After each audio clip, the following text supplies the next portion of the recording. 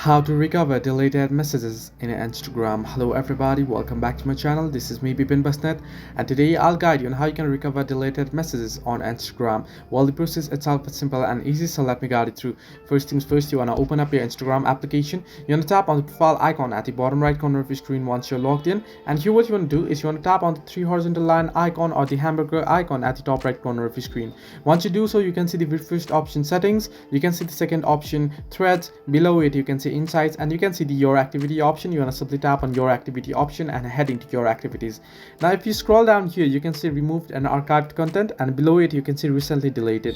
Now remember, this is only for your pictures and such. If you just tap on it, you can see there are no any chats that you will find your deleted chats here.